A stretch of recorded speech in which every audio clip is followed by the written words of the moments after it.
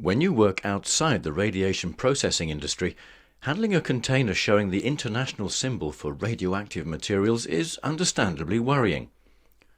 Because at Revis we understand your concerns, we'd like you to see the lengths we go to in making safe and secure the job you do in support of this vital healthcare service industry. Principally, this means trying to destroy our own Pyridec cobalt-60 transport containers by dropping them onto hardened surfaces and invasive objects, simulating high-speed impact accident scenarios. We're purposely trying to break the radiation seal and weaken the thermal shielding to make the contents vulnerable to fire.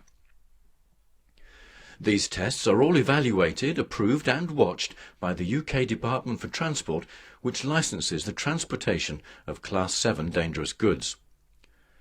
The tests are not random, but are meticulously designed to target the most vulnerable components of the container. Regulations permit the test program to be shared between several test units. Revis, however, chooses to perform all the tests on a single prototype, a much more demanding approach. Don't take our word for how safe the containers are. Watch the test program and see for yourself. In test 1 here, dropping the container from 1 meter onto a solid metal punch, we're trying to puncture the lower area of the thermal shield and damage the flask inside that holds the sealed radiation sources. Dropping the container at a 16-degree angle onto the ventilation grill inflicts the greatest damage. Bear in mind too that the container itself weighs 8.5 tons. The ventilation grill is clearly buckled, but the radiation and the thermal shields remain intact.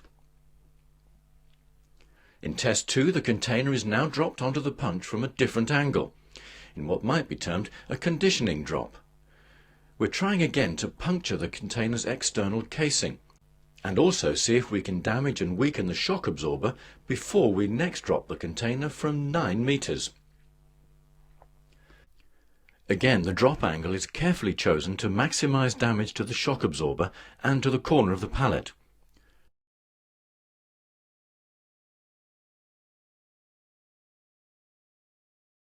The slow motion replay really shows how the impact force of the container's 8.5 tons is absorbed by the outer casing.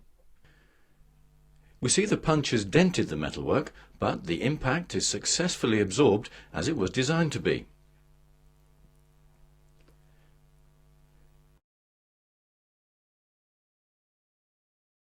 In slow motion it becomes clear that the corner of the pallet also incurs damage and a piece of metal plate breaks off. Inspection reveals that the damage is only superficial and the container is passed fit to drop from 9 meters. In test 3, remember, we're still dropping the same container but from 9 meters onto a spot already weakened by the metal punch. Now though it's hitting a 2-inch thick steel plate set in 100 tons of reinforced concrete and travelling at about 30 miles an hour. We're testing the shock resistance of the internal fixings, the vent plug and closures. If these fail, the internal container could break free, causing additional internal damage to the outer casing and the sealed sources. Damage to the vent plug means both thermal and radiation shielding will be lost. The upper shock absorber is demolished, but the internal components are sound and the shielding remains intact. In test 4, still from 9 meters and still onto the hardened concrete block, we're dropping the container on its side, trying to break it away from its base and compromise the thermal shielding. The join between the container and its base is vulnerable, and at 30 miles an hour, the leverage applied between them is considerable. Remember, the container is designed to absorb impact by sacrificing non-essential components, so when the pallet flies off on impact, the effect looks sensational, but is not detrimental to the integrity of the container. The container casing is now looking very damaged. 3 shock absorbers have been demolished, the pallet blown off, and a ventilator has been badly buckled, but once again, detailed examination shows that both thermal and radiation containment is preserved. In test 5 of our 7 tests, we're back to a 1 metre drop onto the metal punch. The container's side lands at an angle of 25 degrees to catch the edge of the punch in an effort to tear through the outer casing and reduce the thermal protection. If the container shielding resists damage under these conditions, the Department for Transport considers it extremely unlikely that the shielding can be breached in severe transport accidents. So, whether you drive a crane or a forklift truck at the docks, captain a ship, work in customs and excise, or for the shipping agent or carrier, you and your workforce are well protected.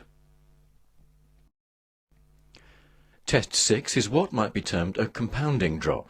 We're trying to separate the container cover from the base, along the join weakened in the 9 metre drop. Remember, the pallet was ejected in that 9 metre drop and the upper shock absorber was demolished, so they cannot cushion the landing now. The container is dropped from an angle carefully calculated to inflict as much leverage force as possible on the joint between the container and the base. After all the previous drops endured, this is a severe test of container engineering, which, as you can see, is passed without compromise.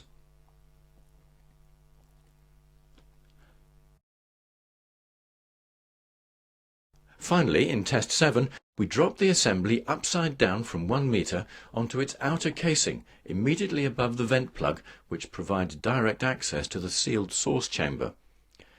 In this test, thermal shielding, radiation containment and source integrity are all at risk.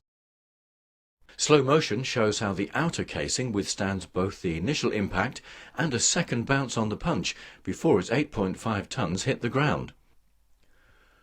All Revis B-type containers for the transportation of Puridec Cobalt-60 radiation sources are tested like this for their certification under the International Atomic Energy Agency Transport Regulations TS-R1 1996.